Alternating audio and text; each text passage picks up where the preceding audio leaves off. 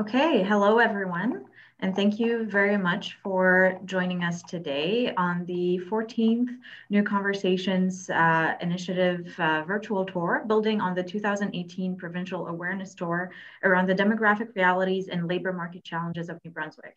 We are visiting 15 different regions across the province, bringing forward labor market replacement data, information on the importance of immigration to New Brunswick's public finances, the impacts of future immigration on key systems in our province, and the imperative for local governments and communities to start organizing in support of immigration at a local level. Unfortunately, unlike 2018, we have to do this virtually due to the pandemic. However, we are very happy to be able to make this space for people, employers, community members, newcomers, to share their stories and experiences of immigration. People are coming into our province, and everyone has a role to play in the creation of communities and workplaces where the notions of diversity, inclusion, and equity are valued and at the heart of policies, processes, and planning. Immigration is an evolving issue in New Brunswick, and new conversations are still needed to ensure that our new residents find meaningful opportunities and support for them to choose to call New Brunswick and your communities home. Today, we dedicate the session to Sussex. Before we dive in, I would like to acknowledge the unceded Wolastoqey, Mi'kmaq, and Passamaquoddy territories we currently stand on, and wish to thank them for allowing us to gather. To recognize the land is an expression of our gratitude to those whose territory we are on, and a way of honoring the Indigenous people who have been living and working on the land from time immemorial. It is important to understand the long-standing history that has brought us to reside on the land and to honor that history as we continue to welcome new families to these lands and work together towards reconciliation. I would also like to recognize our funders and partner organizations, the folks that are making this happen. The Government of New Brunswick and Working in B, the Atlantic Canada Opportunities Agency, the New Brunswick Business Council, the Association francophone des municipalités du Nouveau-Brunswick, the Conseil économique du Nouveau-Brunswick, Stack Impact, Dialogue MB, les réseaux en immigration francophone du Nouveau-Brunswick, les coopératives de développement régional, the Human Rights Commission, the University of New Brunswick, the University of Moncton, NBCC, and CCNB. And for this particular event, I would like to thank the Town of Sussex, the Multicultural Association of Sussex, Sussex and District Chamber of Commerce, Regional Services Commission 8, Irving, and Mrs. Dunsters. And finally, before introducing our special speakers for today, I have the obligation to set some ground rules and to mention some housekeeping items to ensure that we have a productive experience for everyone, including the audience. First, this event will have three parts, starting with a presentation from our resident economist, David Campbell, followed by a brief Q&A, a panel, and ending with a discussion period. We want this event to mean something to you, so please do engage with questions in the chat function within Zoom. As a facilitator, I will be picking a few and asking them during the Q&A period. However, I will also give you the chance to chime in yourselves and ask questions, make your comments in person during the discussion period and the Q&A period. And for that, I will ask you to use the raise hand function within Zoom. And I will mention your name and tell you when you can ask a question or share your comments or reflections. We ask that you keep your microphones on mute unless told to otherwise to avoid any background noise or sound feedback. We also encourage you to turn on your camera. It's always nicer to see faces, and it makes for a much more meaningful engagement. If we have any tech interruptions, please stay with us. This is always a risk when we try to do something like this live, but hopefully we will be avoiding any disruptions. And with that, I would like to happily introduce the Mayor of Sussex, Mayor Thorne, to share some opening remarks. Your Worship, the screen is yours. Thank you very much, Nicole.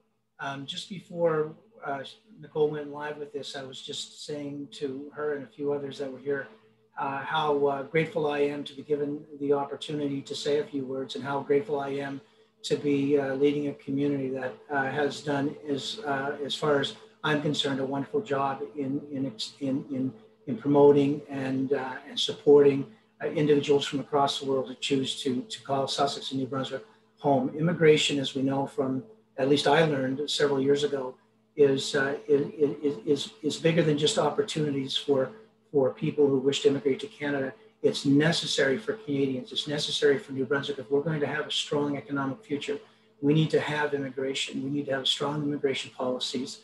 And beyond that, we need to create an environment where immigrants who choose to come here feel supported in a way that makes them want to stay here. And this is where the Multicultural Association, which I've witnessed firsthand, is so important, because we can talk about economies and we can talk about jobs, we can talk about a lot of things, but ultimately what we're talking about is people. We're talking about families and we're talking about quality of life.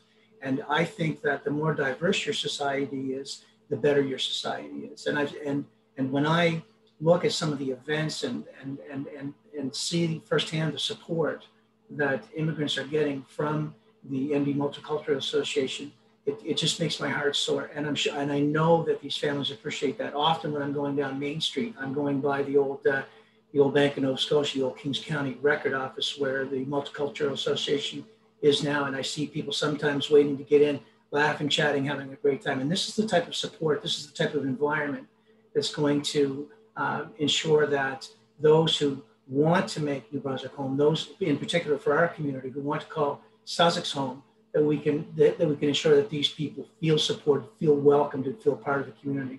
So I just once again want to express my gratitude to everyone that is associated with the Multicultural Association in any capacity. It makes such a tremendous difference, and we're all better off for it. So thank you so much. Thank you very much, Your Worship, for being here with us today and for your opening remarks, your leadership, and your support. Now I would like to introduce one of the lead economists in the province, Mr. David Campbell. David is the former chief economist for the New Brunswick Jobs Board and founded his own economic development consulting and research firm, GPI Consultants Inc. in 2008. Based in Moncton, he is one of Atlantic Canada's leading economic development consultants. He has worked with more than 80 local, provincial, and national economic development agencies, industry associations, and government departments in 6 Canadian provinces and 2 American states. Thank you so much for being with us, David, once again. The screen is yours. Thank you, Nicole. I hope everybody can hear me. I'm just going to share my screen here. So,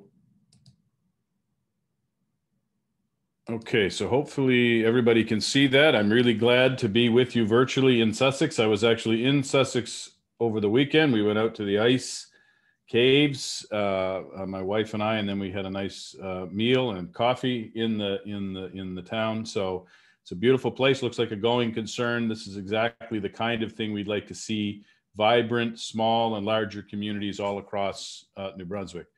So I'm going to talk a little bit today about the demographic challenge in the Sussex region, and I'll define what I mean by the Sussex region in a moment. And then I'm going to offer you 3 future population growth scenarios. One is what I would call the current trajectory. So if nothing changes, what does it look like by 2040, 20 years from now? What about if we want to maintain the current size of our workforce in the region, or what if we want to actually grow the workforce over the next 20 years? So those are the 3 scenarios we'll talk about, and then we'll try to answer any questions you might have about immigration and about the population and workforce challenges in the region. So when we're talking about the Sussex region, of course, it's anchored by the town of Sussex, but you have other communities in the area. And from a statistics perspective, we have better annual data around immigration and migration and other factors at the county level. So basically what we did is we took Kings County and we removed all of the pieces that are in the St. John metropolitan area. So that's Ross, Pamsis, Hampton, right out to the parish of Norton. And everything else we included in this analysis. So that's roughly from the village of Norton through the town here in Sussex. There's a population of about 17,200 in that space. So let's call that the greater Sussex region. So just a few slides that Richard Sayon, my colleague, put together to start our conversation before we talk about the population projections. And just to set the table, so if you look at this, these are called population pyramids, and they basically show the female population in red, the male population in gray, and they show how the population by age group differs between New Brunswick and Canada. And you can see New Brunswick looks kind of beefed up, or like an upside down pear. And really what that means is our population is much more clustered in the 55 and up age group than the rest of the country. So Canada overall is also aging compared to say 20 years ago, but we've been aging faster in terms of median age and in terms of the share of the population over the age of 55. So this is sort of the broad context for our challenge here in the province. So overall, if you look at Kings County, excluding the St. John metropolitan area, it's not aging much faster than New Brunswick. So what we're saying here is that as we go around the province, 15 different regions, as Nicole said earlier, some of them are aging much faster, and some of the large urban centers like Fredericton are aging slower. The greater Sussex region is aging not much faster than New Brunswick overall. So that you're kind of in the middle. You're kind of like the Goldilocks of communities, and you can see the population growth between 2010 and 2020 by age group. Kings County is in red, and the province overall is in gray. So pretty similar breakdown in terms of the population change over the last decade in the greater Sussex region compared to the province overall. So in general, we don't have labor force data specific to Sussex and the Sussex region, but if you look at it province-wide, what you'll see is between 2009 and 2019, New Brunswick's labor force actually shrunk. So there were less people in 2019 working or looking for work than there were a decade earlier.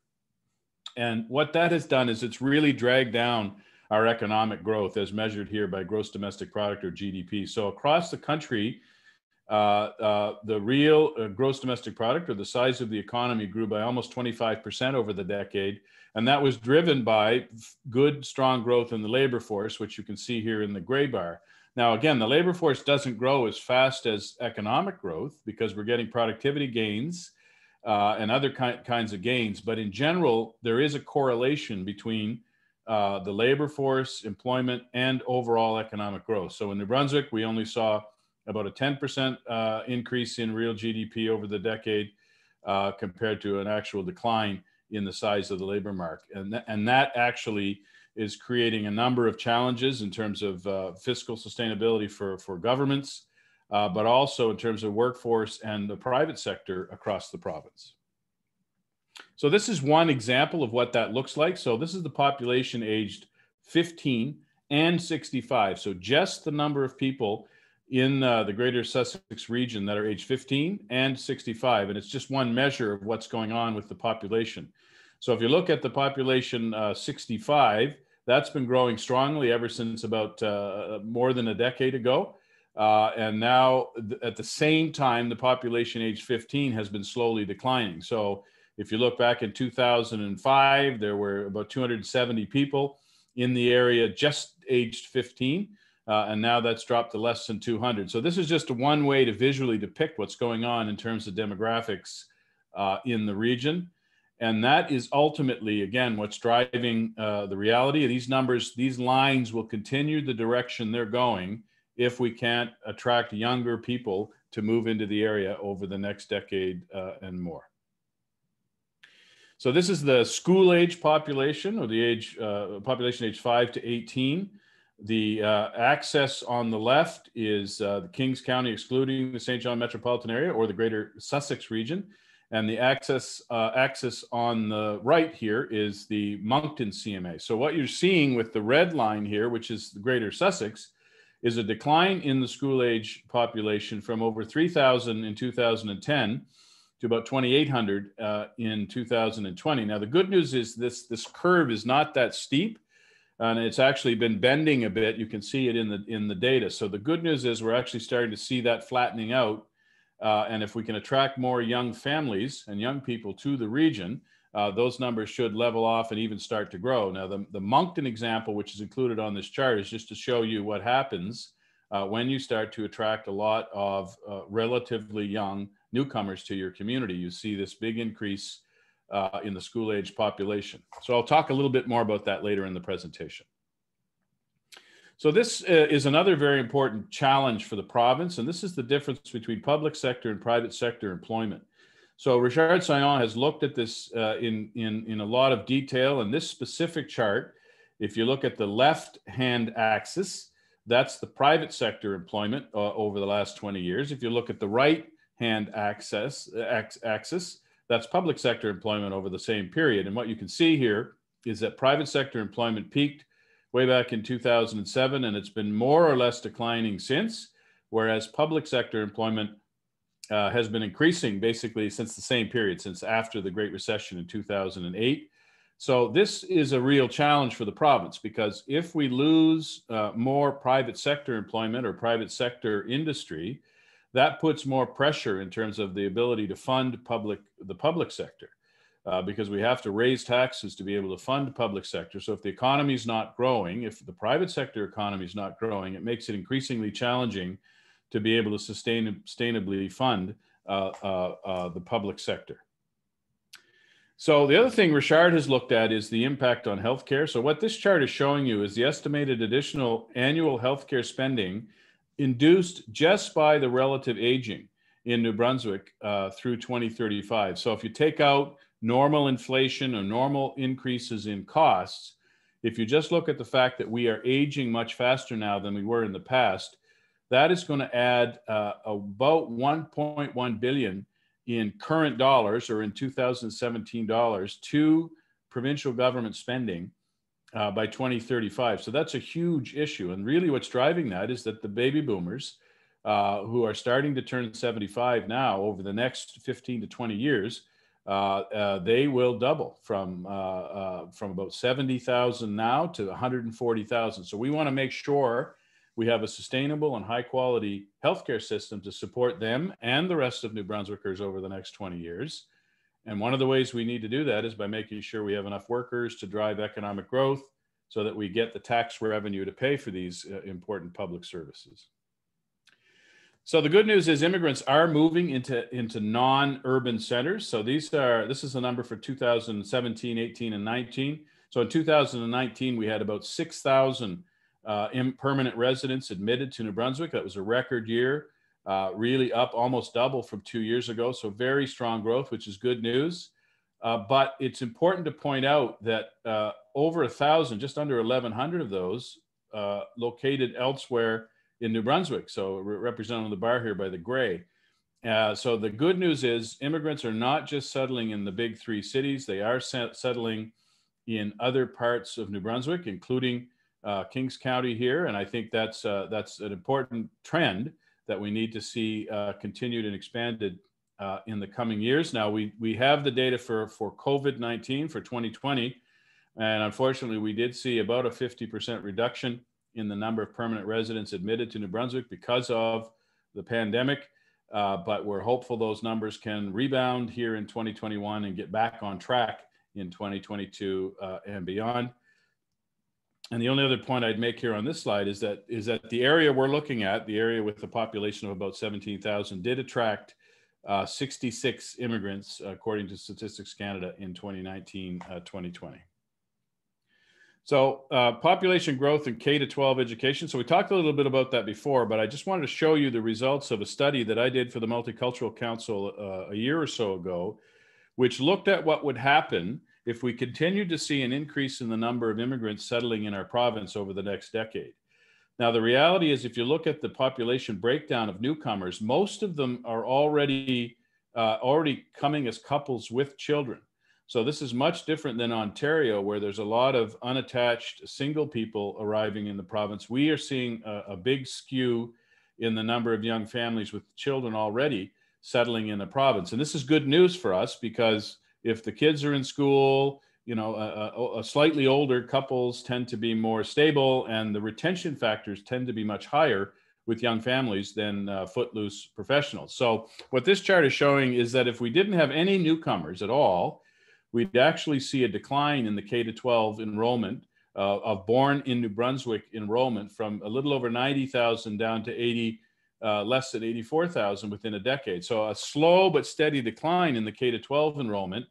And if we look at adding in the immigrant factor, we will see that the newcomer population will more than offset that decline and actually lead to a growth across the province in K-12 enrollment. Now, what we need to do is see how this will impact individual regions like Sussex and the surrounding communities.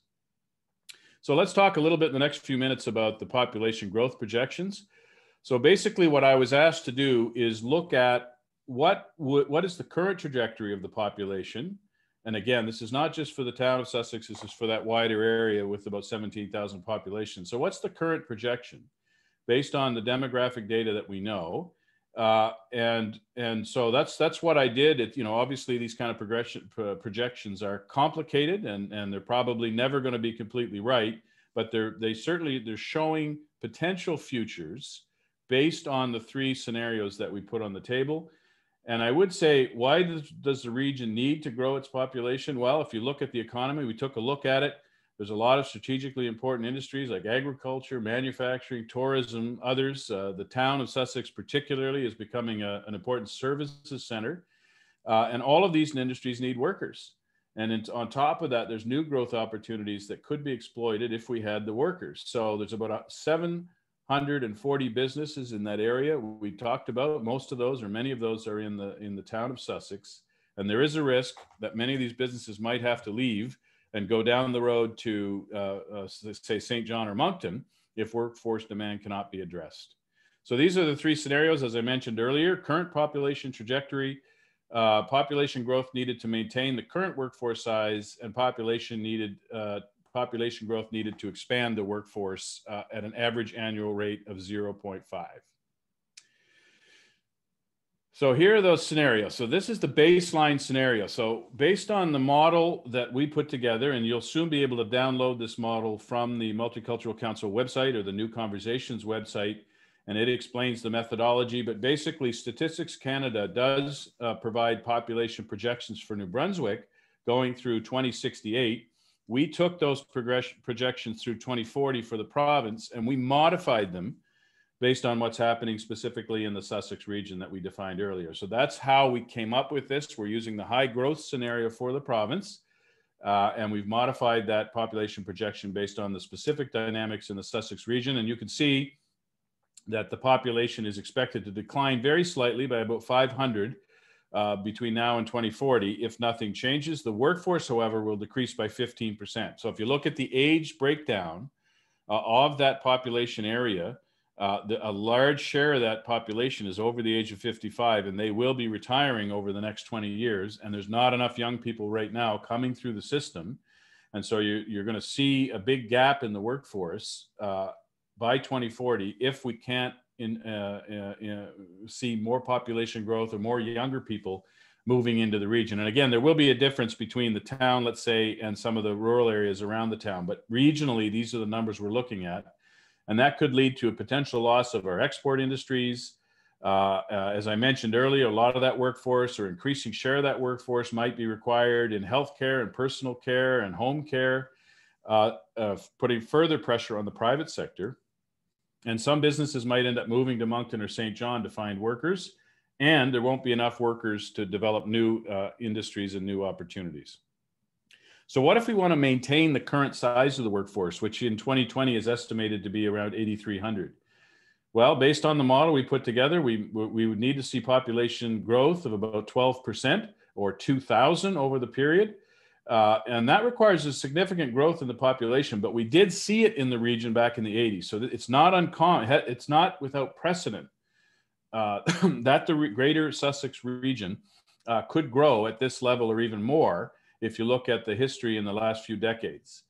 The good news here is that you would have the same size workforce, but again, there'd be more pressure on that workforce in the public sector, particularly healthcare. So the third scenario we looked at was to grow the workforce at a modest 0.5% per year.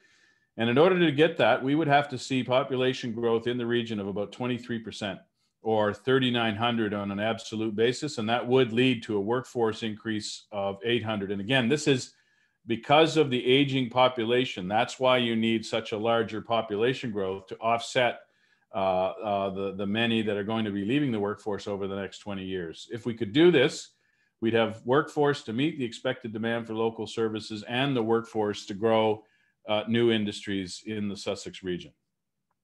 So the bottom line is this: if the region wants to maintain the current workforce size or expand it over the next 20 years, it's going to have faster population growth. Across this region, there hasn't been much growth in the last decade. a little bit, but not much, and we're going to need to see much more. If we hold all of the other population growth components constant, it would require an increase in annual immigration from 66 to 200 a year or more in the very near future. And again, that does not seem out of reach for me, right? That's only about a 3 times increase from 66 to 200, but it won't happen by itself. We need lots of support and help from the local community and a focus on deliberately trying to grow the population. So what's a population growth plan look like? Just quickly here. Well, it's not just about the provincial government. It's great to hear the mayor weighing in on this earlier, because really at the end of the day, this is about local communities, it's about local workforce opportunities, and it's about local entrepreneurship. And we need more people to move into the Sussex region to gird up and strengthen the economy in Sussex. So yes, the province has a huge role to play, but we need local leadership driving the conversation about demand, driving the conversation about what type of population growth we need in the area. And as I've been saying around the province, we're putting a lot more pressure on our local governments these days. 20 years ago, they focused mostly on core services like public safety and garbage removal. Now we're saying you got to be in the people attraction business, you got to be in the promotion business, you've got to be in the retention business, you've got to be boosting the quality of life in your community. So there's a lot more work to do these days for municipalities, including housing. So that's why I think we need to talk more about a business plan. So if we're going to grow the population, what kind of housing do we need? What kind of local support infrastructure do we need? What industries will be supported and have potential for growth? What about language training and other types of support? So we're really looking at more than just a population growth plan. We're looking at a kind of a business planning focus for the municipality in Sussex and in the wider region. So that's my presentation, and I think we've left a little bit of time here to try and answer some of your questions. And I'm just going to stop sharing my screen. Thank you very much, David. We'll be diving into the Q&A period. I encourage everyone to share your questions and comments in the chat. You can also chime in person if you use the raise hand symbol. Please do so. We do have a couple of questions that have already come in. The first one being, it seems like we need to attract a lot more people based on your projections. Is that really realistic for the region? So I think it is. One of the advantages to being a smaller region and a smaller municipality is that you can be more focused in your needs. It would be very hard to do that in the Moncton region, but in Sussex, you can be very specific. You can go to your large employers like the sawmill and other large employers and say, what do you need? How many workers you're going to need? How many are going to retire? What kind of housing are we going to need? So I think one of the advantages to smaller communities is that you can be more deliberate. You can understand how many entrepreneurs are going to retire in the next 15 years and then try to develop a plan about how you would replace those entrepreneurs.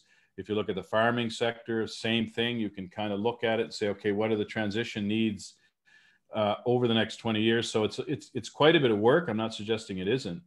But I think the one advantage to being smaller is that you know most of your neighbors, you know most of the businesses, and you should be able to plan effectively for what kind of changes are needed over the next 10 and 15 and 20 years.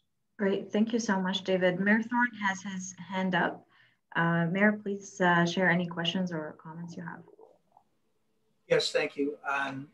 We've had a number of presentations over the last 18 months. Ethel gave a great presentation to us about a year and a half ago.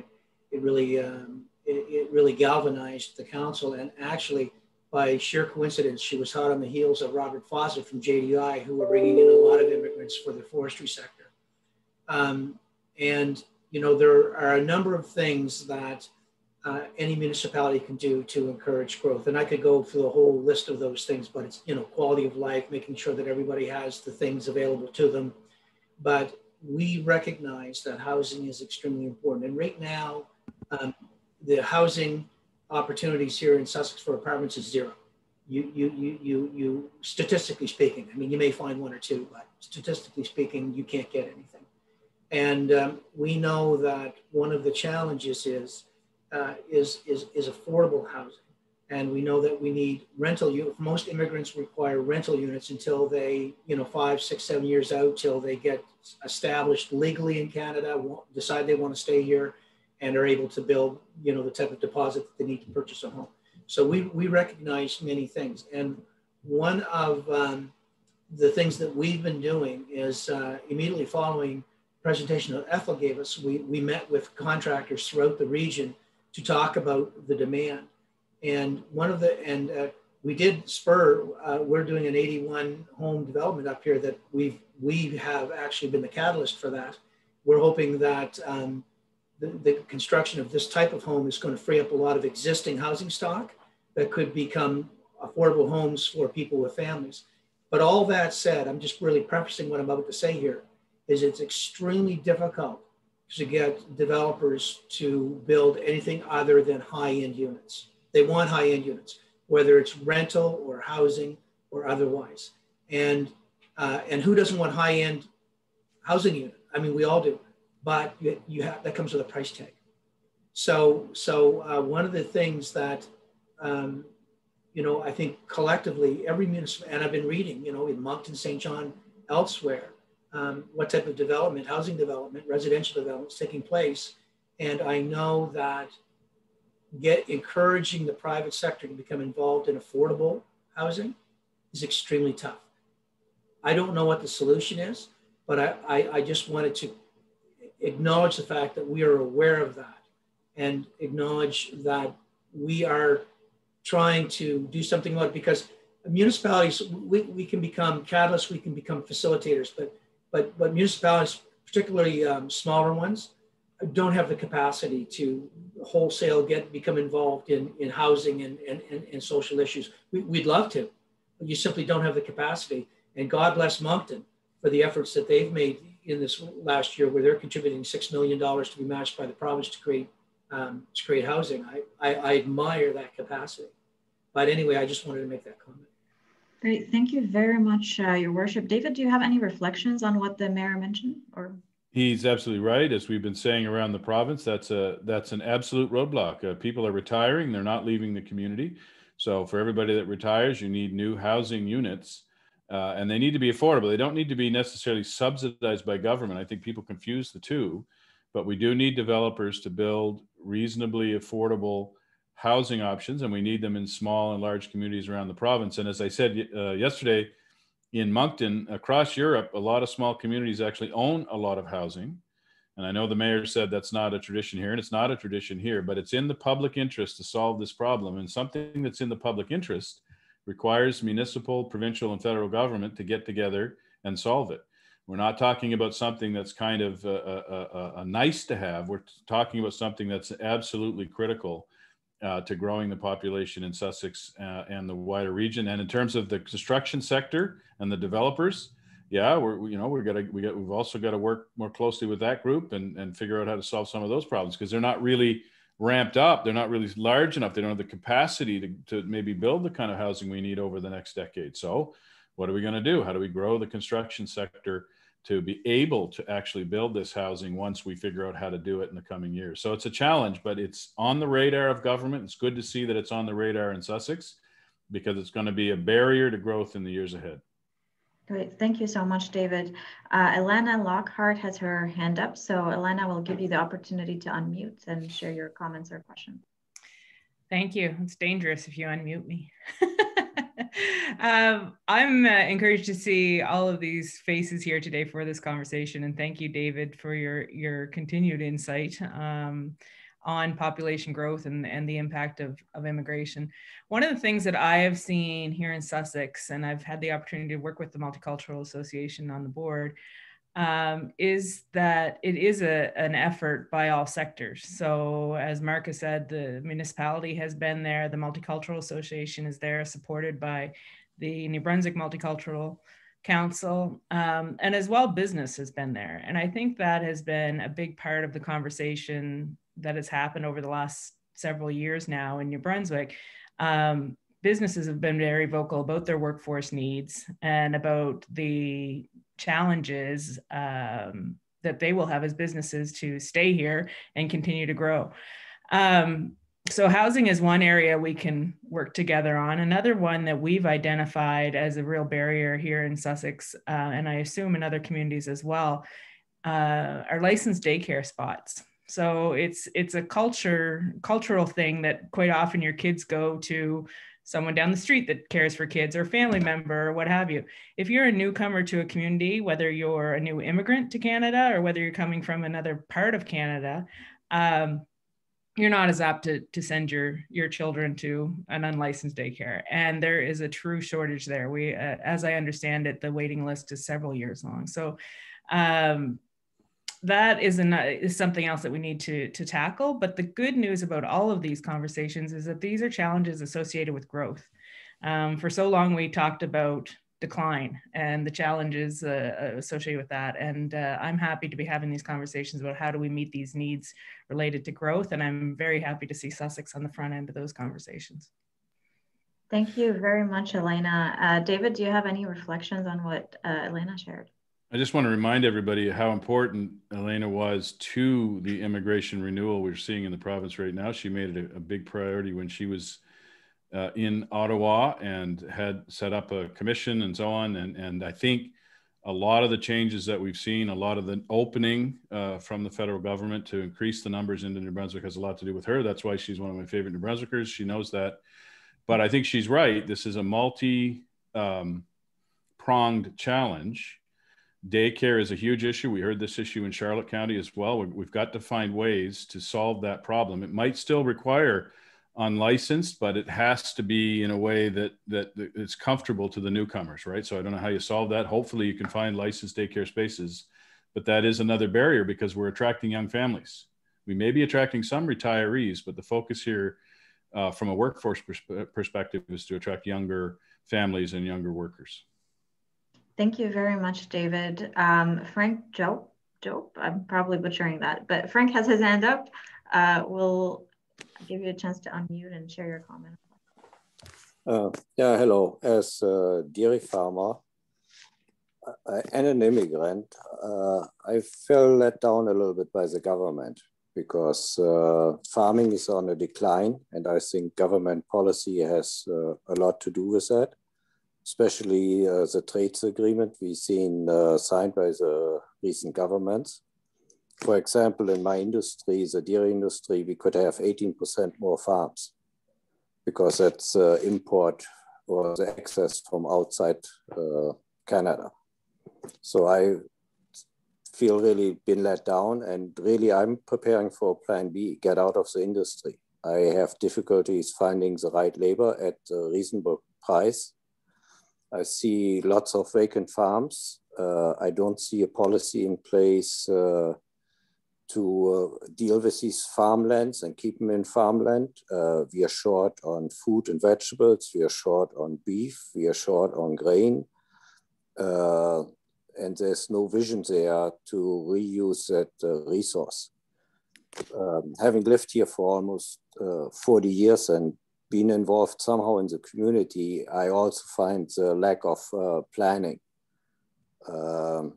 There's a planning statement in Stadholm, in the parish I lived in, and I participate in creating it. But there's no planning statement for the larger Sussex area. There was something in place called the Upper Kennebecasis Plan, which again was shut down by politicians.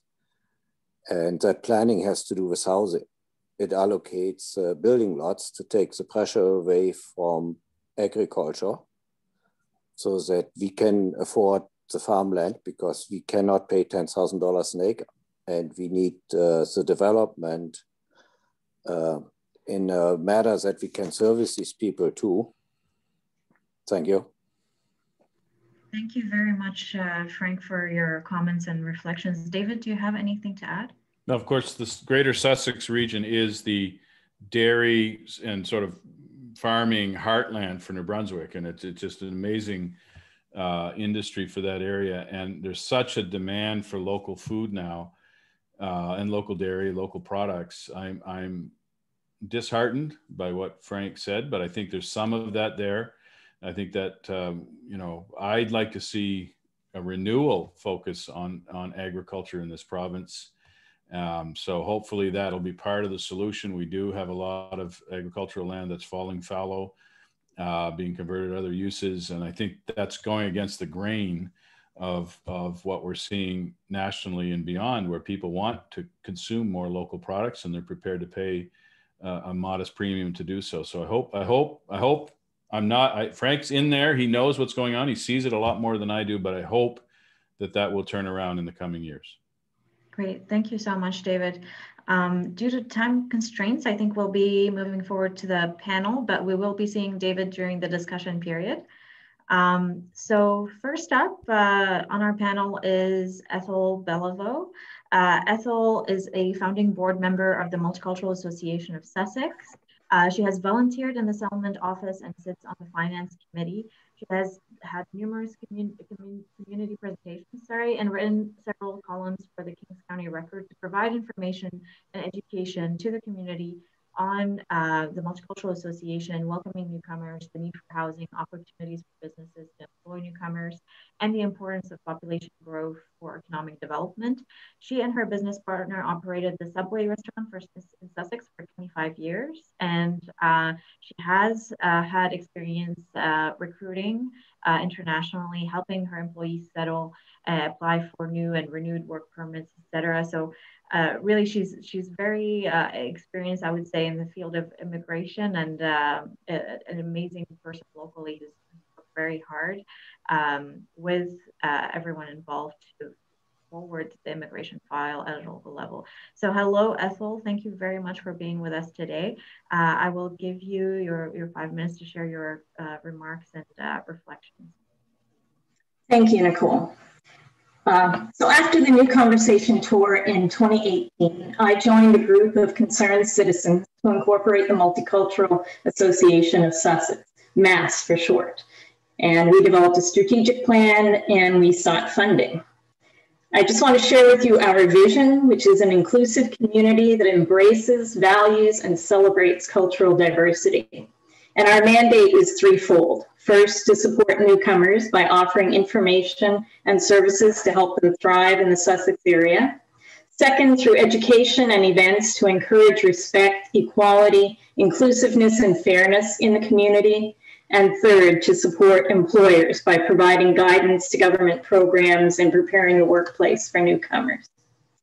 In our first year, we received support from the Sussex and Area Community Foundation, some donations, as well as $5,000 from the New Brunswick Multicultural Council through population growth, which allowed us to rent a settlement office above the Arts and Culture Center, have a phone line, and a Facebook page.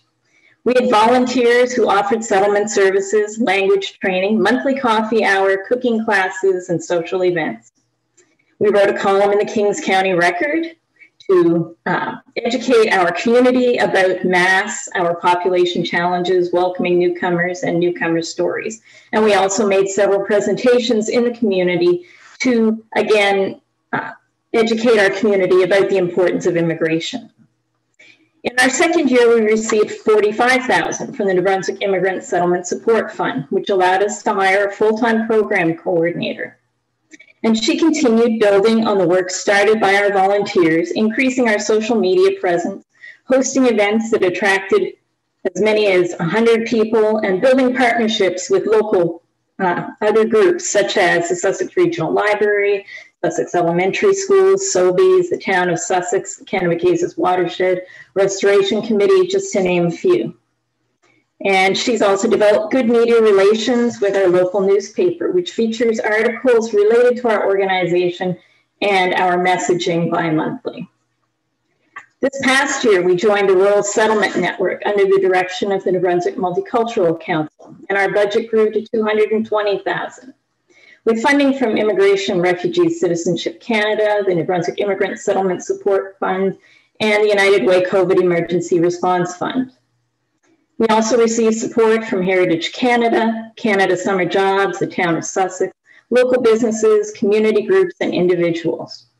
And with this money, we rented a larger programming space in the old Kings County Record building.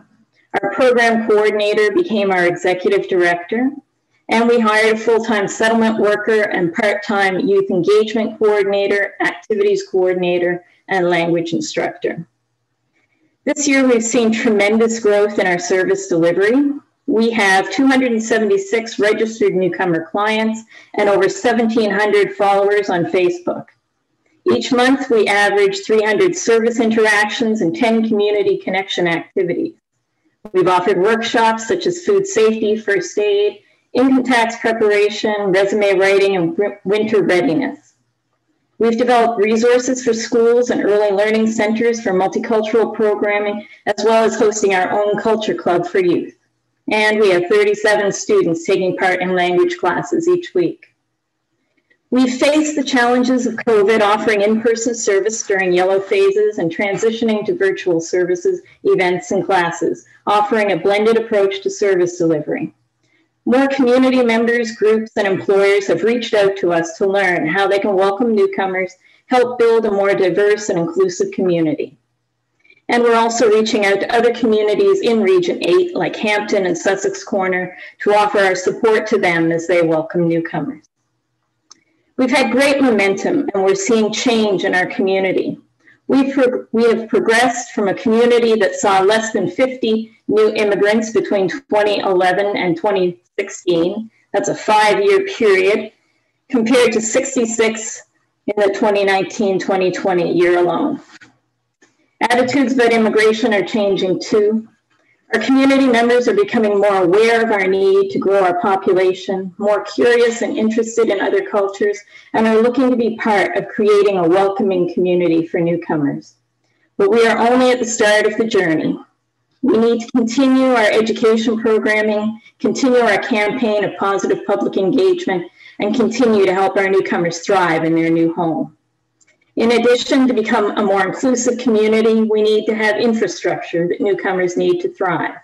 These include things we've already talked about: appropriate housing, more licensed daycare spaces, more language training, programs to transition newcomer family members to Canadian employment, like a streamlined credential recognition process, mentorships, and job placement programs. Better internet service in rural areas to accommodate the trend toward more online learning and work from home, as well as to maintain connections with family and friends from across the globe. By offering newcomers the tools they need to be successful and providing opportunities for them to engage with existing community members in fun and educational ways, we create an environment where people will be attracted to our region and choose it for their home, leading to population growth and economic prosperity for all. Mass has set the foundation, but there's still plenty of work to do. Thank you. Great, thank you so much, Ethel. We will be seeing you during the discussion period. We'll be moving to our second panelist for the day, Dave Corbett. Dave was born and raised in Sussex, New Brunswick, and continues to call it home. He graduated from the University of New Brunswick with a degree in business administration and has been an employee of JD Irving Limited for over 23 years. He has spent the last 4 years as the international recruitment manager within their Woodlands division. Dave is very engaged in the entire process of bringing newcomers into the province, from sourcing and recruiting candidates overseas to assisting in the settlement of these folks in the communities of southern and central New Brunswick that they now call home. Thank you very much for being with us. Once again, David, you were also there in 2018. The screen is yours. Okay, well, thank you very much for the opportunity to speak here today. And yeah, I was asked to be a panelist back in 2018 during the original sessions. And, you know, I thought that I would sort of explain to folks here what our journey to land newcomers has been like by comparing where we were at that point in time to where we are today to help illustrate the sort of, you know, did we stick with things? And back at the time in 2018, we had landed six folks at that point, 3 of which were based in Sussex. We had a small handful of wives and children who had joined their husbands at that time. And we had planned to bring in 10 to 20 folks every year for the following 3 years. To sort of source and to recruit these folks, we had joined the provincial government on 4 different international recruitment missions. And, you know, as of today, you know, the landscape for us has looked quite a bit different. So we've been lucky enough to bring 87 people to New Brunswick 48 to 50 of those have been in the Sussex area. If we weren't hit with the pandemic in 2020, our number would have been closer to 120 folks by now, but we were stalled for a bit here last year. We've had over 120 family members, spouses and children join our employees, half of which would be based in Sussex. We've been lucky enough to take part in 15 overseas missions to find these folks. But now, as we move into more of a mature model, we've been able to do some of those missions on our own without the assistance of the provincial government. So, as you can see, you know, we stuck with the program. We believe in the program. It was really based out of necessity with the chronic labor shortages that we're seeing in the area. But and not only did we stick with it, but we can see in the future that our plan to bring 10 to 20 a year is now getting much bigger. At least in 2021 and for the 3 years following, we can see that we're going to bring in 20 to 30 folks a year. And when I speak of the folks that we bring in, I'm speaking exclusively in terms of forest machine operators and truck drivers in our Woodlands division. But my scope has recently expanded to a point that through our own workforce planning, we can see where the shortages are going to be through attrition, retirements, et cetera. And we've been asked to start moving and basically incorporating this international recruitment model into the sawmills division. So I've been asked to bring in 12 to 15 newcomers into the sawmill in Grand Lake Timber, which is in Chipman, which is just 50 minutes up the road. And then we'll bring in 20 to 40 a year every year for the foreseeable future. Not necessarily into Sussex, but if their workforce plan shows the need, then by all means we would incorporate those folks into this mill. You know, one of the things I was asked to do was to talk about some of the challenges that we had faced. So as you can see, we've been at this for a few years now. And a lot of the things that I'm going to talk to you folks about has already been discussed. But I can assure folks on the line, this isn't a gripe session, the pros of this journey that we've been on far outweigh the cons. But I did want to share a couple of the larger challenges with you. And far and away, the largest challenge that we face as an employer is to find adequate, affordable housing in the community. And it's been touched on a number of times. But you know, the thing that I want to leave with folks is for a lot of these people, this is their lifelong dream, is to be able to come to Canada. And they have a vision in their head of what that is like. The fact that they arrive here and cannot find adequate housing or cannot find affordable housing, really, it quickly becomes much less of a dream that these folks had really at one point hoped to have. In some extreme cases, I think Mark had mentioned it, we've had a few instances where there have actually been zero spots available for candidates. So what we have done as a business in the community to try to alleviate some of that pressure is to build a facility on some of our land to be able to house some of these folks. It will alleviate pressure for candidates when they first arrive, but it does not alleviate the pressure of those folks to be housed once their families join. The second challenge I'd say that I wanted to speak of is the spousal employment. So it's hard today for candidates to come and raise a family in the province of New Brunswick on one income. So this secondary income for the spouses is absolutely critical. Not only that, but they face other challenges that we don't necessarily face. The inability for them to obtain a car loan because they're not permanent residents means they need to secure that money in cash to be able to make that move. At the same time, they're trying to save as much money as they can in order to be able to apply for their permanent residency. For those that are, really desperate to find a job and will seek employment. A lot of times there's not a lot of opportunities out there, especially for candidates if their English language skills are not proficient enough. So it creates a challenge, a trickle-down challenge of, for these candidates to come, they want to work, but they need to have the English language training in order to be able to become more employable. And then, as it was mentioned by Elena, so now all of a sudden they want a job, they have the skills to be able to do the job, but they cannot secure daycare for their children to go to. So it creates a bit of a trickle-down effect, and we are experiencing all of those in some form or another. So those are really the biggest challenges. I wanted to sort of point out what I would say is one great success.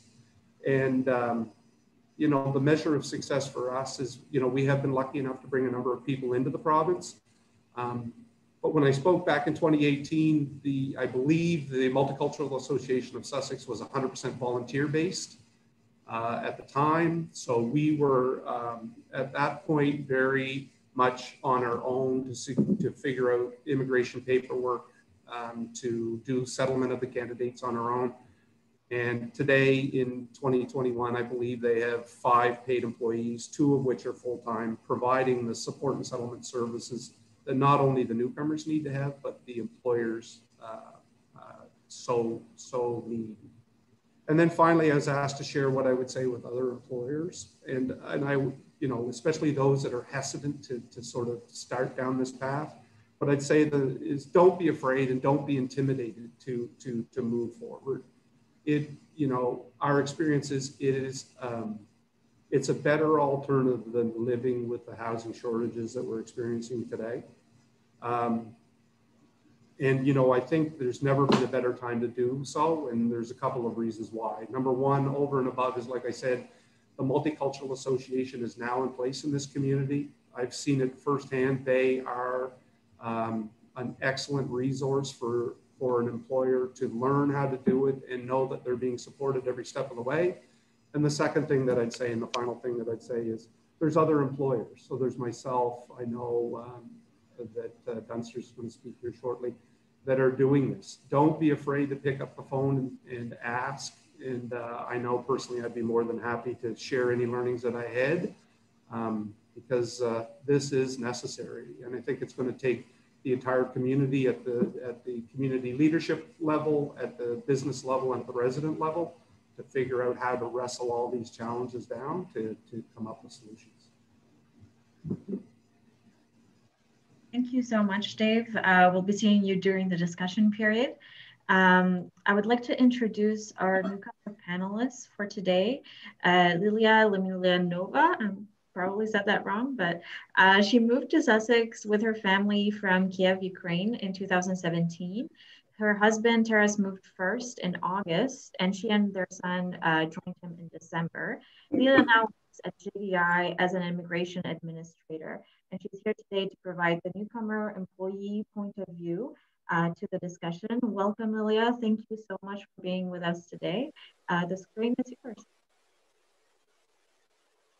Thank you, Nicole. I'm very grateful to everyone for organizing this event, and I'm very grateful that you're giving me an opportunity to share my experience with others. So a couple more words about myself. As you already mentioned, that my husband, my son, and I, we moved to Canada from Ukraine, the capital of Ukraine, Kiev, in 2017.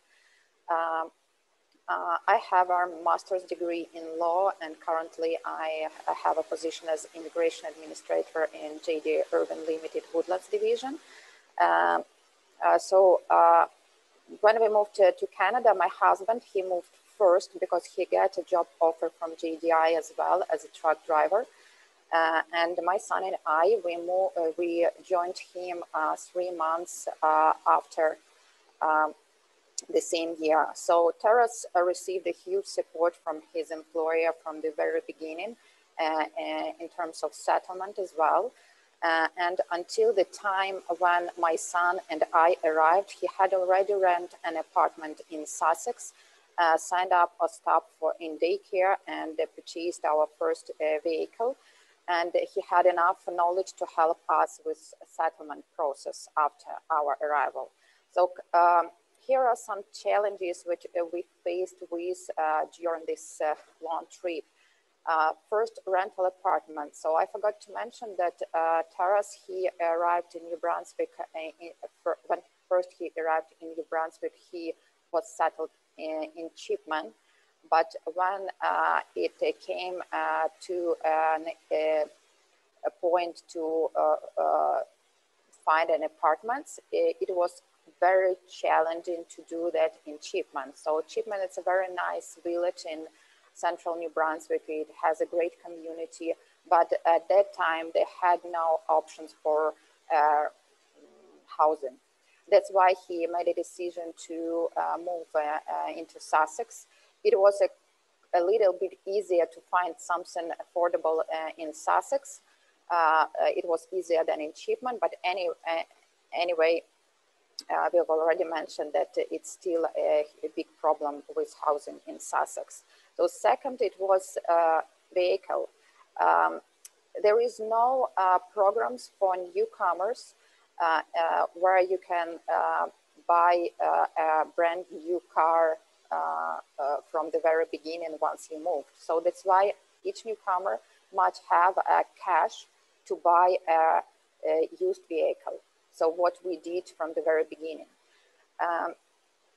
Another issue then raised that we need a second vehicle for myself because Taras, he had a 12-hour shifts and we rented an apartment in Sussex Corner and it was much far away from downtown of Sussex, from groceries and so on and from daycares.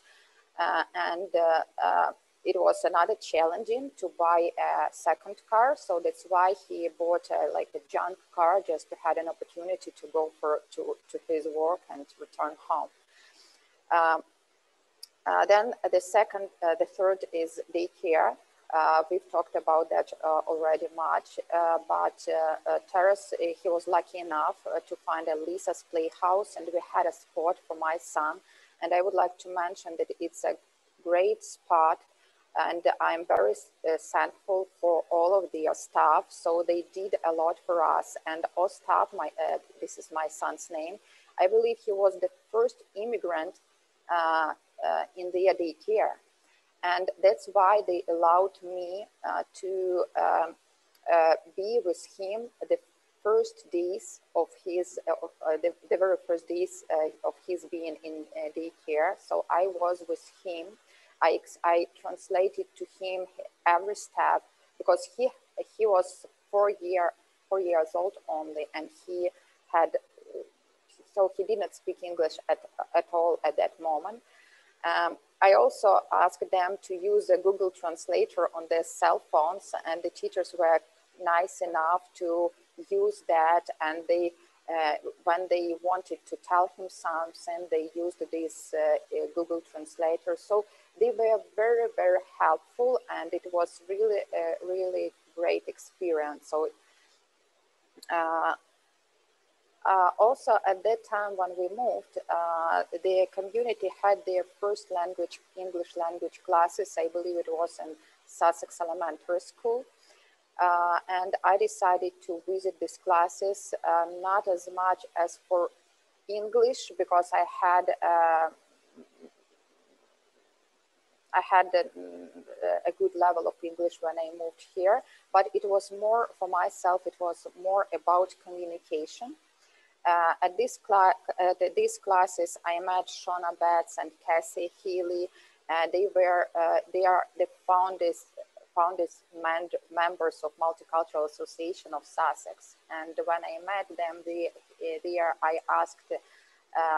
I proposed them my help and assistance from newcomer perspective in Multicultural Association of Sussex. So that's here how I became a board member of this Multicultural Association after that. So they did a very, very great job, and I really appreciate all the help which they provided to me at that point. But regarding the English classes, so what I realized that it would be great if it will be an opportunity to provide a program not only for as a speaking club, but for for beginners, because a lot of newcomers who moved here, they can't speak lack of English, so they need you know, something more than were provided at that point. I know that I believe in 2020 or 2019, Multicultural Association provided classes like that for different levels of English, and it was great. And as far as I know, now there is no funding to proceed with this anymore. One more challenge is I faced with from in the very beginning. So we moved from a very big city, so it was 3 million people there, and we moved to a very small community, and I was looking for an opportunities to entertain my son somehow. I was looking for different classes and sports and so on, and it was not easy to find this information. So when we went, let's say, for the Town of Sussex webpage, there was no a list of what you can find here. So I know that Multicultural Association of Sussex now, they provide more information, but anyway, if you are not a member of the Multicultural of Sussex at the moment, so you want to find some information about an options, and you cannot find that. So let's say if you don't know that there are a skating arena in Sussex and there are a hockey, how you could ever find that? So it was another challenge. So that's great that that Taras had an opportunity to ask his employer, you know, or his friends, and they helped us a lot with this. But anyway, it was one more challenge. When I started to looking for a job 3 years ago, I went to a job bank website. It's a great, so they had a huge list of job opportunities in Sussex. And I even had my first interview in one hotel then. But then Taras, he told me that that Dave Corbett, international foreign manager, he was looking for an assistant, and they invited me for an interview, and I was lucky enough to get this job. So it's almost 3 years how we're working together in this great team. So returning to our challenges which newcomer may face, I remember the story which happened last year with our hospital. Yes, and it was so. We were thinking that it might be closed. So and if you know that it was, I believe, a huge rumor over that. So the reason why we decided to stay here in Sussex as a newcomer, that it was a hospital, a school, and a daycare. But if we already bought a house until the moment when the issue with hospital arises.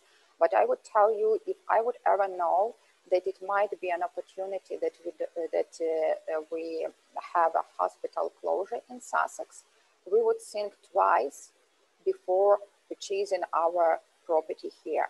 So schools, daycares, hospitals, and housing, you know, it's very important to have close to the community where you live. This is my experience. So in general, I'm very grateful for everything what I get here. So I'm grateful to all people whom I met during my journey. And I have enough, I believe I have enough experience to share with all other newcomers. So Great. please. Thank you so much, Lilia. We'll be moving to our final panelist for the day. Another employer in the region being represented here, Mrs. Dunsters. So Emily McGill is the Director of People, Culture, and Communications with Mrs. Dunsters, Inc., which is a family-owned and operated with bakeries in Sussex, Moncton, and producing a full range of sweet goods, donuts, cookies, you know, all the good stuff that we want to eat, but maybe shouldn't eat as much. But prior to joining Mrs. Dunsters, Emily was the department head with NBCC, a business development executive with Opportunities New Brunswick, and the director of human resources with the Algonquin Resort. She holds a CPHR designation and is a proud alumna of both NBCC and UNB. She is passionate about building strong communities and seeks related volunteer opportunities. She is currently on the board of the St. John Learning Exchange and the Community Business Development Corporation. She's also a founding member of the United Ways Quarter Club. Thank you very much, Emily, for being with us today. I will give you the opportunity to share your experience. Great. Thank you so much for having me. It's been such an interesting hour. So happy to be here today on behalf of Mrs. Dunsters, and you should eat donuts, especially during a pandemic. That's the advice I'd give. So for Mrs. Dunsters, immigration is absolutely the key to our growth. We are a company that has grown exponentially over the last 6 years since the Hislop family has owned the company. So we are always looking for new employees, and we're open to anyone to come and work with us. We've been part of the Atlantic Immigration Pilot Program since its beginning. We were quick to jump on board with that, and we have been supportive of it, have provided feedback, and have recruited both internationally and domestically for clients through that program. In our Sussex operation specifically, we have brought in about 5 employees that we've recruited internationally into the community. One will be bringing his family soon. Certainly the pandemic has slowed that down for him. Another brought his wife with him as he gained his PR before he got here, and they just had a baby in January. So that's what it's all about. So that we were very excited about that. When we look to recruit, I will echo the challenge of housing. However, because our numbers haven't been in the same level as JDI, we've been very lucky to find some housing. Our employees will come on their own. So we've put them as roommates if they're arriving together. We set them up with all of their basics. So basically all of their furniture, plates, bedding, etc. The other thing we offer is we'll help them with their rent. We pay their first month's rent and their damage deposit as a way to help them get settled. I did learn though, when someone lands at the airport, taking them to the grocery store within an hour to get their groceries is a little overwhelming. So now we've sort of that's an example of how we've had to adjust and change and learn as we go. We have a very diverse workforce. I would say on average, there's probably at least 30 to 40% of our employees in our whole company are new Canadians or new to Canada. We hire spouses of a lot of the people that JDI or farms would bring in. In our Moncton location, we've had a lot of applicants come in, specifically graduates of colleges and universities in Ontario will move to New Brunswick in order to be part of the AIPP. And one thing we do at Mrs. Dunsters is we look at any resume. We don't see a foreign name and just toss it to the wayside. Whether it's international or local, we will look at their credentials and reach out to them. And I'm very proud of that because we don't want to discriminate right up front. And we found some amazing employees through that. I would say some key to our successes are the Multicultural Association of Sussex for sure. I don't know what businesses would do without these groups. I think if anything, they should be funded further and offer even more programs. This is so essential when bringing people here. Housing is key and transportation, but to Lilia's point, if they don't have that community draw, how will they ever stay, and someone to help them navigate? So I really want to thank the Multicultural Association of Sussex, and you gave a great talk today, Ethel. The other key for us is we work closely with a group called Practical HR Solutions. It's owned by Sherry DeVoe, who is an experienced HR professional as well. And we depend on them for recruitment. She actually traveled overseas prior pandemic. She has contacts over there for recruiting. She helps vet different resumes. So if we get something in through our general email, we can see if the person is someone we could bring to the country. And then we connect all of our employees with Sherry and her staff to do all of their immigration paperwork, because that is a whole area. As an employer, there's only 2 of us in HR. We just don't have the time or the knowledge. And I would also say as well, our government partners at Working MB have been very supportive we've talked about potential training opportunities. We're excited about spouses coming to the Sussex region, and if we can give them some baking training, customized, we would. So we've talked a lot about housing, we've talked about transportations, the importance of community acceptance so they stay. It's not lost on me that some people are maybe working with us and very anxious to get their PR, but frankly, we are growing and changing so much that if I can get someone here and have a good 2 years with us, that's great. I hope they love us enough and love the community to stay. Language training, but also for the specific purpose of promotions. We're starting to see some opportunities for leadership with newcomers, and some of them have the English and some of them don't. So I don't want that to ever hold someone back from excelling in their career.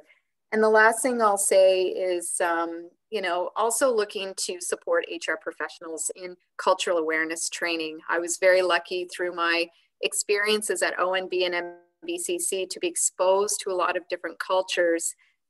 But it can be a lot when you have someone in your office saying, I need my PR, and asking all these questions. And some of the stories we hear of different immigration lawyers who maybe aren't above board, it's very emotional and very challenging, and you want to help these people. So any sort of support or training for HR professionals, I'm sure would be welcome. So thank you so much for having me here today. It's really a pleasure to have this conversation. Thank you very much, Emily, for sharing your experience. I will be bringing back all of the panelists and David for a kind of Q&A and discussion period. I encourage the participants to chime in person if they would like to by doing the raise hand or via the chat. So first question is actually asked for David. We hear a lot about newcomers coming to fill jobs. But what about entrepreneurship opportunities in the region for newcomers?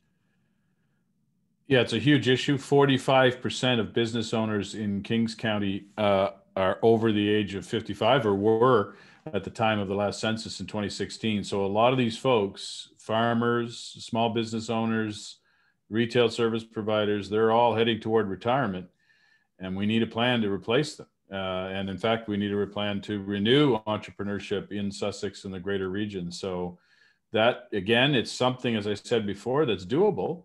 It's just a matter of identifying those opportunities and then working with government officials to attract people into those roles. We attract hundreds of immigrant entrepreneurs a year to New Brunswick, and there's no reason why we can't attract some into the opportunities in the Sussex region. Great, thank you so much, David. A question for Dave and Emily. As employers, obviously housing is coming up a lot during the session, and actually in every session throughout New Conversations. When you're bringing, how are you, making it work in terms of housing for your newcomer employees? Dave, you mentioned with COVID, without COVID, you would have had even more people coming in. So how are you managing at this point in time? Well, I mean, a lot of it is timing. So like I mentioned earlier, when we first started bringing folks in, and we brought the bulk of our folks in 2019, and I think in a couple instances it's been mentioned in terms of the number that were brought into Kings County in that year. We very quickly started to figure out that we were placing folks into apartments. Usually they would be roommates. We'd bring them 2 to 4 at a time and have 1 to 2 apartments. But we quickly found that we would do that for 2 to 3 months for them. But we were quickly finding out that they were hoping to stay in that apartment because they could not secure their own apartments when that period of time is up. But we had more people coming in. So we were actually competing as the employer. We were competing with our newcomers that had been on the ground for 3 months for apartments. So what we did is built the complex here, the facility in Sussex, with 15 room complex to try to alleviate some of that pressure. And I know that we're speaking in Chipman a little bit later today. And Chipman, for the folks that we brought in there, we worked actually with the housing authority to bring in a number of mini homes in order to be able to do it, because in Chipman there are just absolutely no vacancy opportunities. Thank you, Dave. Emily, do you have anything to add? Yeah, I would say, you know, I mentioned we got lucky. It took a lot of scouring on Facebook, joining housing groups and being in the right place at the right time. Since you know, a couple of years since before the pandemic, I guess a year, we've been paying rent for a room that's open in one of our apartments. So that's been a company expense. But what our angle is right now too is we're working with the employees we have for referrals. And we actually have a nephew of one of our former employees will be coming, who's a pastry chef. And so we're hoping, you know, with those sort of family relations, they can help them land and find a place and maybe bunk up with them and things like that. But I will say as well, just related to the pandemic, there's some great support for us out of the Moncton group to help our newcomers isolate and help them with that whole process. There's a whole program that's helping us, because we were excited that it was finally moving again, and we thought, oh my gosh, how are we going to get them isolated and cared for? So I just want to shout out there. Great. And actually, that's a good point. In our case, in 2019, we spent a good bulk of our year with apartments as they became available. We would rent them immediately, even though they might stay vacant for a period of time, because when the candidates did arrive, there may not be anything available. So something else that we had to do. Thank you so much, Emily and Dave. A question for Lilia. How important is, you know, that networking piece and building relationships with the community to your well-being and you know, thriving in Sussex and deciding to stay? You know, it's thanks for the question. This is a very important thing, I believe, especially when you don't have other immigrants in the community. So Sussex is a very small community, and you know, you don't have a lot of people from other countries. You are looking for the opportunity to communicate with local members, and this is great when you have such organizations like the Multicultural Association of Sussex, because they are involving not only immigrants, but they are involving people from the community, and this is great. Great, thank you so much, Lilia. Ethel, do you have anything to add on that subject?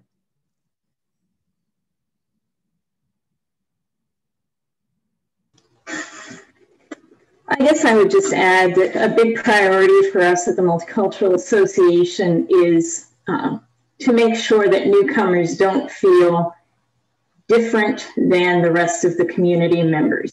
All of our activities are geared toward bringing newcomers into contact with other community members so that they feel part of the larger community and not just as a group of isolated newcomers.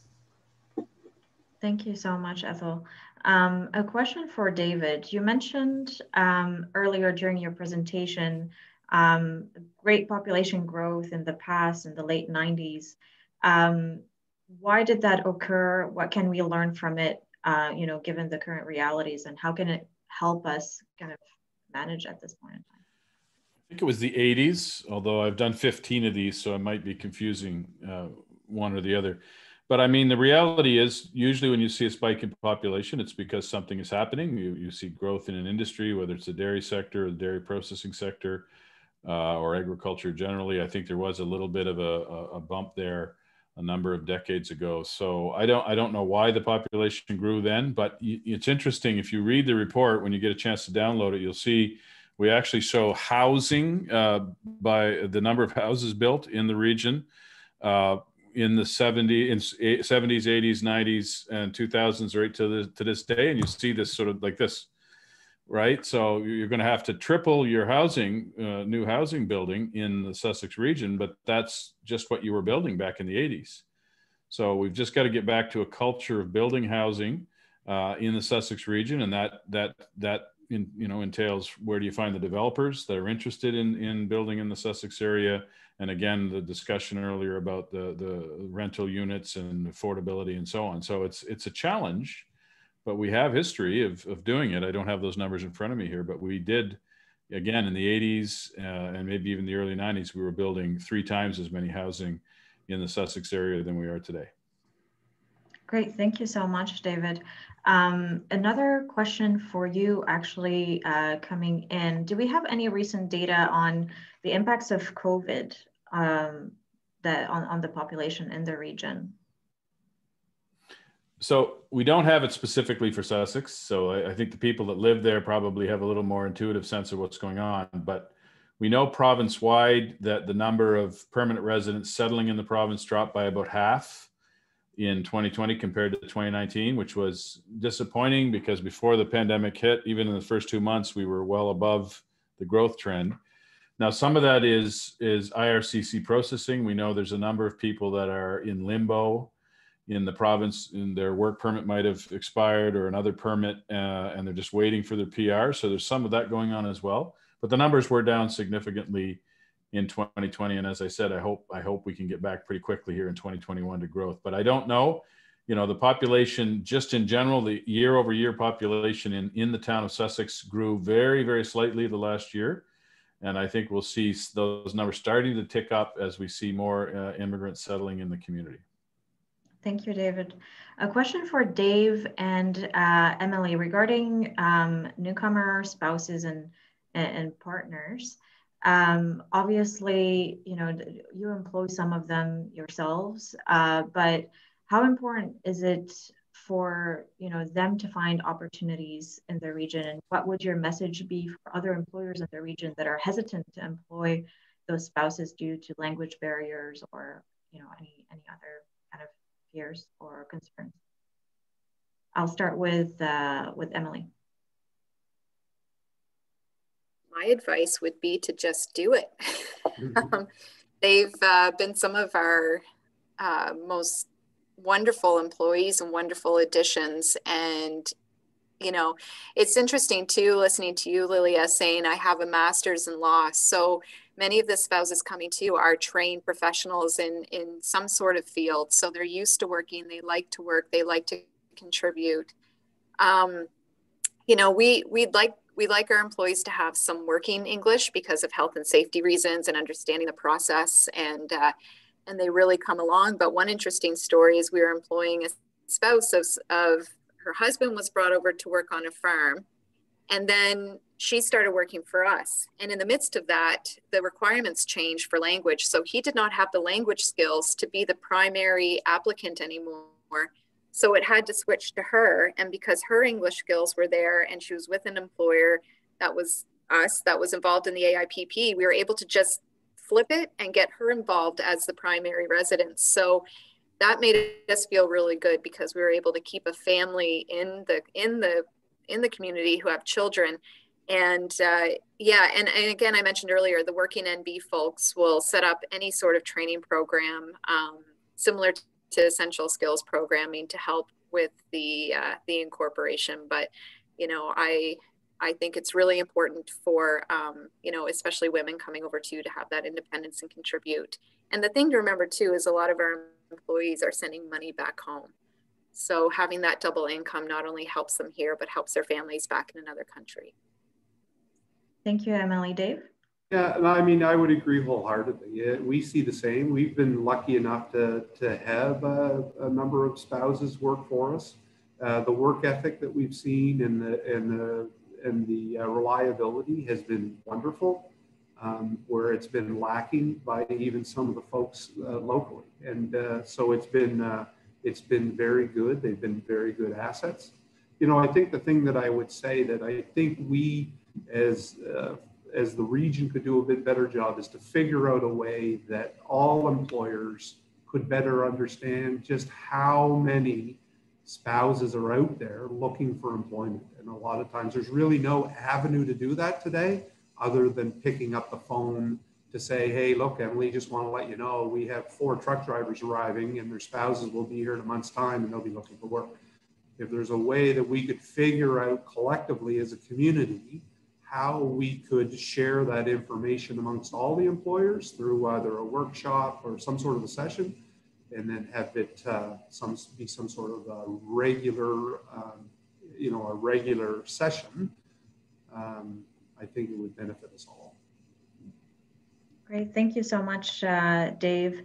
We're approaching, the end of the session. We have time for one more kind of question. And it's for Lilia and Ethel.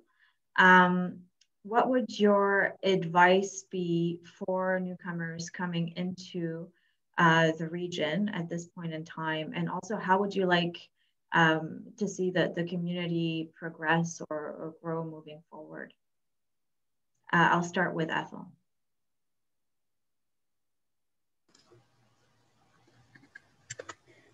I guess my biggest piece of advice would be, not only for newcomers, but for the employers who are bringing them in, is to please make contact with the Multicultural Association of Sussex. We have a lot of resources. We are very determined to offer services to meet individual needs, not necessarily just the services we publish on the website. We're a very hands-on organization. If you have a problem, come to us. We may not know the answer, but we certainly have resources to help you find the answer. So I think the Multicultural Association is a great first stop for people. And even before you arrive in New Brunswick, send your employees the information to contact our association. We are involved in pre-arrival processes. With the pandemic, we've extended our services to deal with helping people to find places to quarantine and so on. So reach out. Great, thank you so much, Ethel.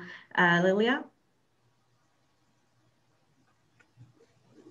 Sorry, Nicole, I'm afraid that I missed your question. Sorry. No, it's okay. The question was, how would you like to see the community grow moving forward? I think that Multicultural Association doing a great job to this. So if we will continue just to move as we are currently doing, that would be great. I think it's a great idea for them to communicate with schools. Actually, I see it was a question in our chat before regarding their knowledge in multiculturalism. So if they would cooperate with schools, so all others would know more about different countries, about different cultures, so that would be great. Great, thank you so much, Lilia. We actually have Lilia's husband, Taras Tovtsi, with us here today. I will give you, Taras, kind of the last word for the day. If you have any reflections or any information you would like to, comments you would like to share with everybody. So the screen is yours, Taras. Hi, everybody. Thank you for this opportunity to talk now. My wife did a great job to introducing myself and our family. So I just want to make one more addition. Yeah, as my wife told, I became as an employee for GDI. And then when we get our permanent residence, I turn into like a private entrepreneur. So I became a contractor for GDI.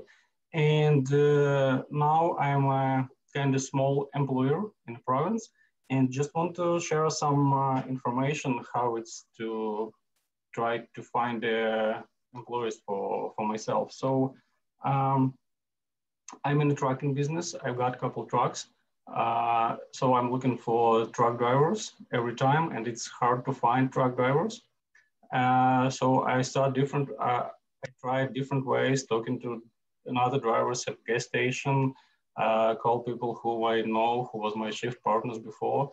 Of course, I put an advertisement at Job Bank webpage and other internet sources. I also start cooperating with workforce consultants from government of New Brunswick. And in the last 6 months, I receive only one resume from them.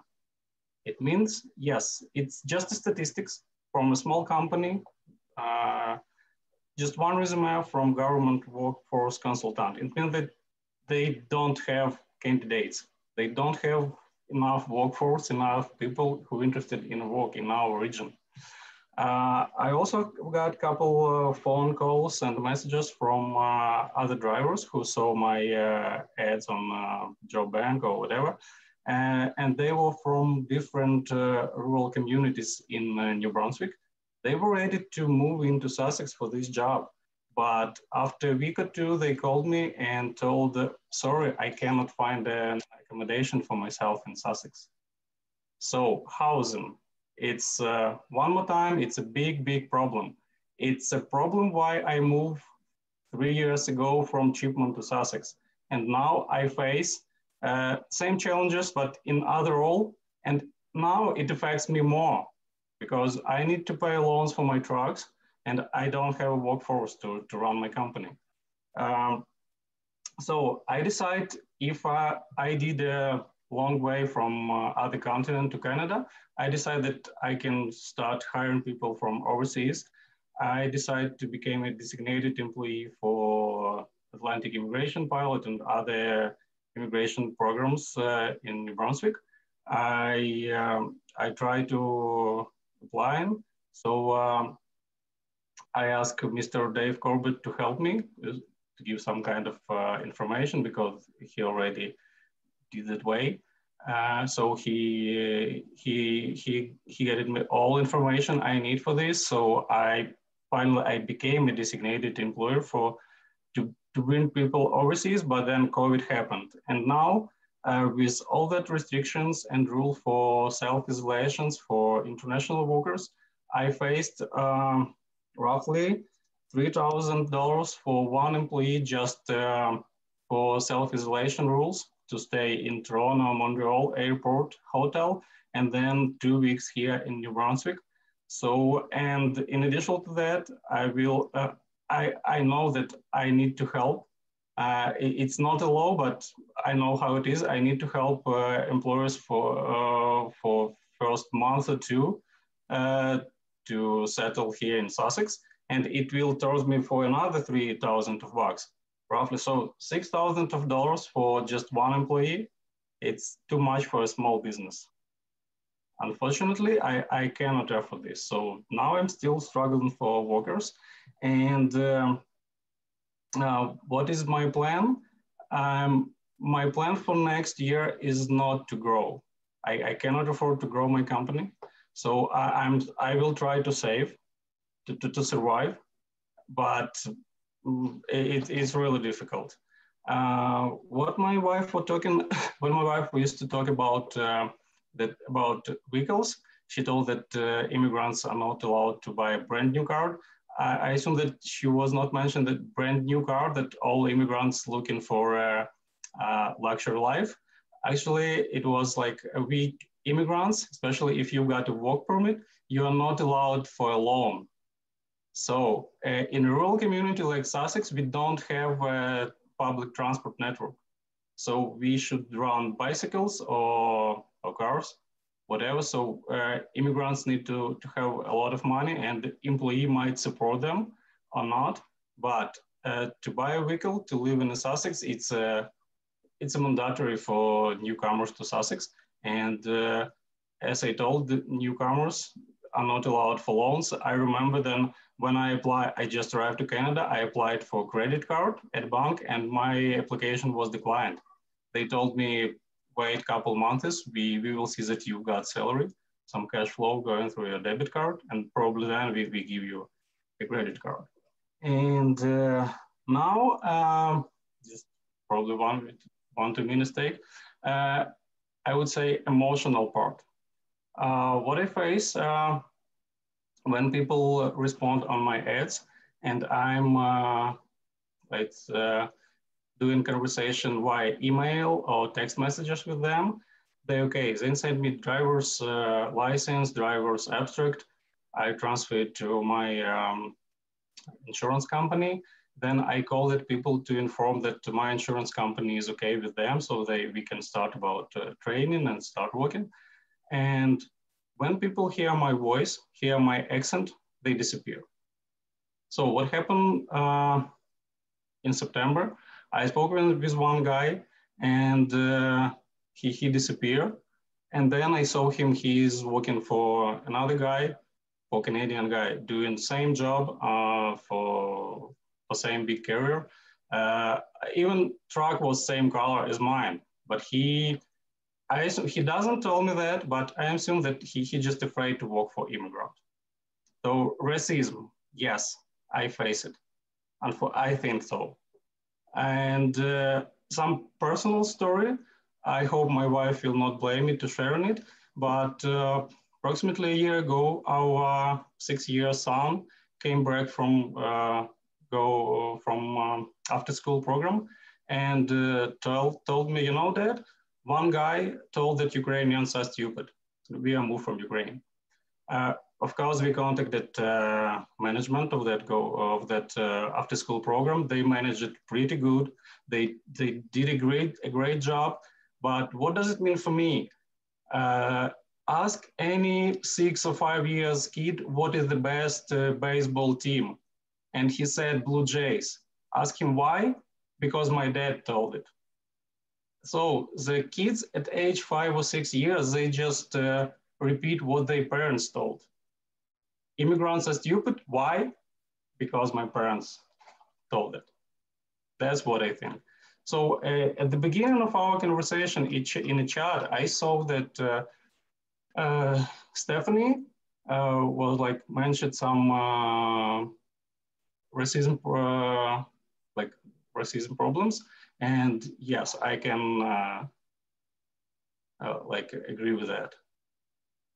So as for small employee, just assuming I'm not looking for a growth of my company in next year. I will try to survive, but that's the reason if we cannot attract workers here, we need to close business here and move to bigger cities, probably to other provinces. That I know what a lot of people do. I mean, immigrants, they just move to bigger provinces like Ontario or British Columbia, where a lot of immigrants and people feels more comfortable among other immigrants.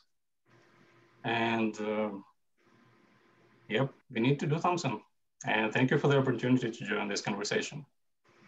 No, thank you very much, Taras, for joining and for really sharing your experience and your reflections. It's very important for us to really provide a space where these can be shared. It's important for these stories to be out there, and you know, hopefully it's going to advance the conversation. Hopefully it's going to lead to actions down the road. Obviously, a lot has been done since 2018. You know, MASS is there, it's established, it's providing support and services, but a lot still needs to be done, whether it's around, you know, anti-racism and figuring out, you know, how to get over, you know, systemic racism, systemic discrimination, and how to solve those issues, but also, you know, awareness raising in the community, housing, transportation, all of those are very important issues that still need to be dealt with, and newcomers are facing these barriers on a daily basis. And again, we're